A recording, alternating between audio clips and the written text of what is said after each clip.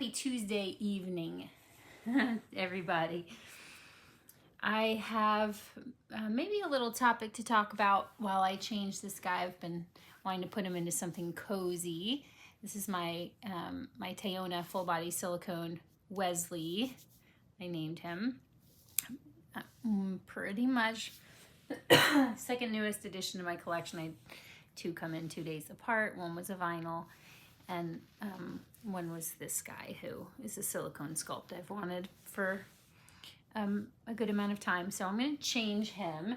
And the thing I want to chat about, I don't want to overinflate it because it's not like I'm getting heaps and tons of messages, but I've gotten enough messages here and on Instagram to talk about it myself. And that's the topic of like, where do I find the dolls and go to get them, and how much do they cost?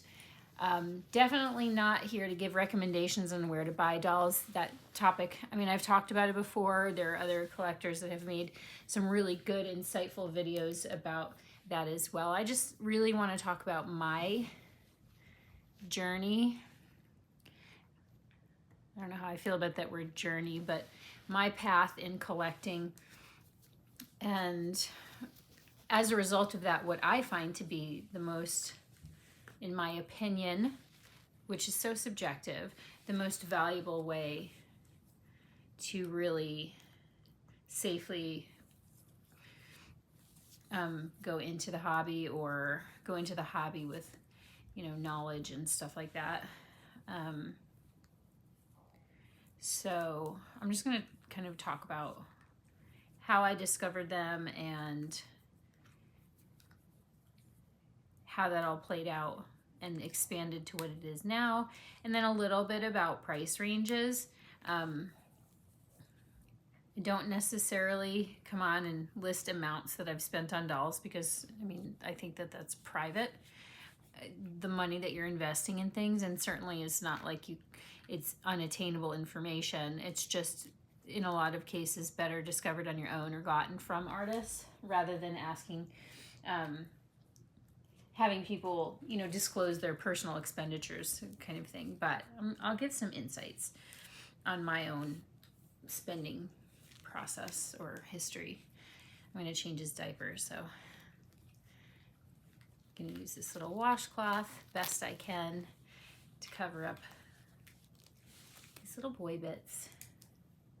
This diaper is really cute, but it's very small for him. I think it will fit my other silicone, Henri, who I've been kind of thinking about renaming, actually, but I'm going to think about it more before I decide. So when I found the dolls, I've shared before that I was looking for a specific kind of porcelain baby doll that my mother and I had found for my grandma when I was a kid. And my grandmother was way into dolls and stuffed animals, and definitely gave them life and personality. And so these dolls were at the mall. There was a store at the mall, and they had all different ones, awake ones and sleeping ones, and they were just absolutely incredible, so lifelike. And I remember we picked one out for her. We went with sleeping because we thought that she would find that more realistic, not staring straight all the time. She made us exchange it because she said that it looked, made her think that the baby was maybe deceased. So I was looking for that for my stepdaughter, for her, I think it was for a Christmas gift or a birthday gift, I can't remember. And then I stumbled across Reborns, and I was fascinated and hooked. So I found one for her, and then I needed one for me, and I bought a very inexpensive custom off of eBay. And then I kept looking, and that's sort of where the process began, because I very quickly jumped up in terms of what I spent from my first doll to my second doll, but then I stepped back a little bit. So the key is that I started looking at everything I could find, and it started really with, I think I was on eBay and Etsy for a bit, and then I ended up I went to YouTube, I think, and found some videos, and I ended up putting a couple of like my first Reborn videos up. But then I like, good, bad, or indifferent, I lived on YouTube Reborn community channels and videos for a couple of years. A couple of years. I had my earbuds in at all times, especially, I was working from home, and it was possible for me to have videos playing during a lot of the work that I did. Definitely when I was cooking, and definitely when I was relaxing with coffee, and pretty much all the time.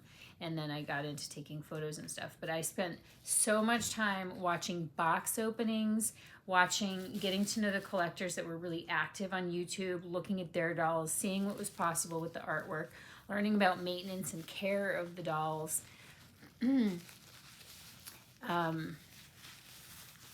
Learning about varnish, learning about rooting and eyes, and informational videos about what will make the doll shiny. And I started to get to know names and what I liked and didn't like in art. And then I was on Instagram, so I started following a lot of accounts. And the reason I share this is because I feel like the information that's learned when you take your time, and I was collecting along the way, right? Like but I learned so much about what was out there, what went into the process, and got to know names and artist names and sculpt names in the community. And I don't think you can replace that by just asking to be pointed. I'm not criticizing, and there's nothing wrong with it. But I don't think that someone telling you just kind of like where to go find a Reborn, while helpful in finding Reborn, it's still, I don't think, will replace the firsthand experience that you get and the familiarity you develop, and how you start to know what it is you're looking at and what questions to ask that you get through really becoming steeped in doing your own looking and research. And it's such a subjective thing. Hi, Jack. It's such a subjective thing, you know, preferences and all of that, that it's difficult to even know who's going to like the same things you are. So I think that, and then also you learn doll maintenance, you learn how to reweight a doll, how to move a magnet, what can be done to fix Reborns.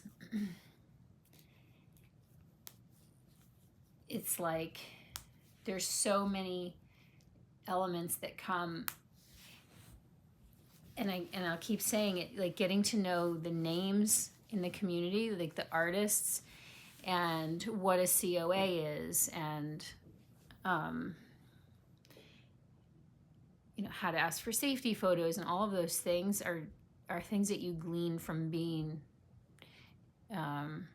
around. There's not a necessary period of time, but just getting into the community. So there are, unfortunately, a lot more scammers prevalent every single day in the Facebook groups, and, you know, even on Instagram, and definitely eBay for sure. But if you search Reborn box opening on YouTube, it's a really good place to start. Most of the people watching this probably already know that. But you can start down a rabbit hole and start finding channels and following them, and going from there. Being in live videos, you know, like participating in lives or watching lives and discussion pieces and topic videos. And then also using hashtags on Instagram, Reborn Doll community, things like that. And then you start to see the accounts that have, there's a lot of interaction between. there is a hashtag Reborn for sale, Reborns for sale. It doesn't mean that there aren't scammers, but that'll start to give you maybe also some ideas of price.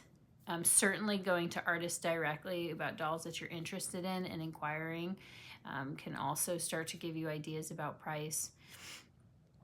So anyway, I think that there's, like I said, there are good videos out there about where to shop for dolls. I know that those are out there.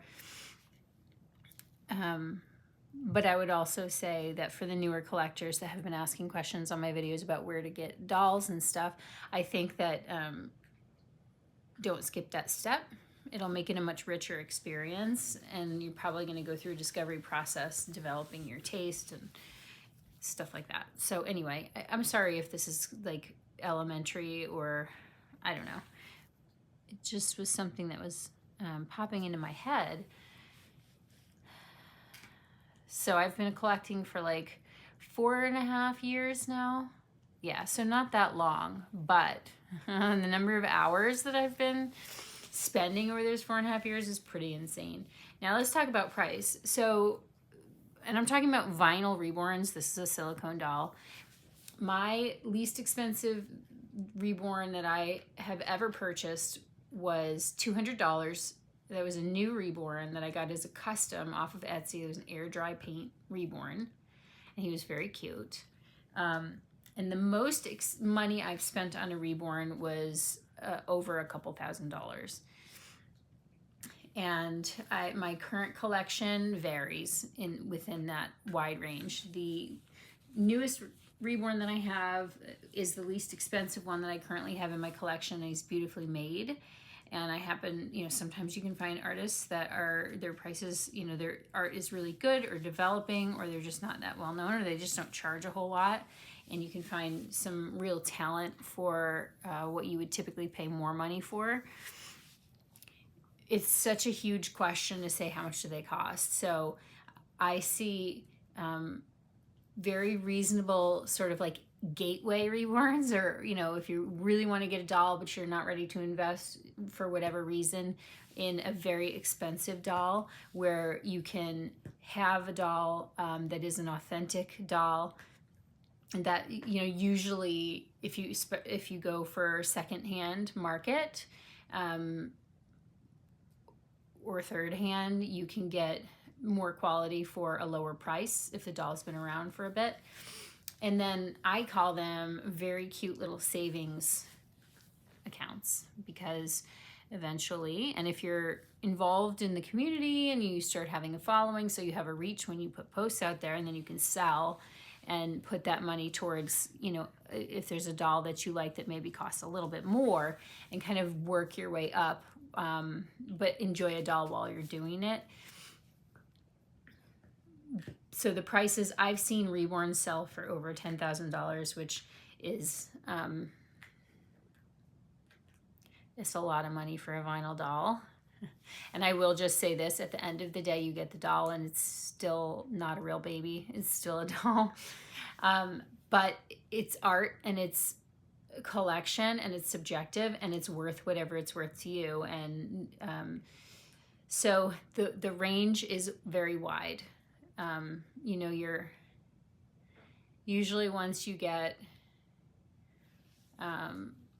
over 500 and certainly over 700, you start to see more and more details and developed art skills. But again, like I'm just throwing numbers out there that are my personal experience of averages. Yes. So get involved in communities, look at posts. A lot of the posts includes prices. Just be careful again, get familiar with who's out there, get familiar with what you're looking for and the questions to ask, and before making hasty payments to people who you don't know. Silicones, my goodness. Prices vary very much on them as well. Usually you're looking at $1,500 to a couple thousand, up to like, there are some artists whose dolls sell for like $10,000. There's one artist I know of whose dolls sell for about $15,000.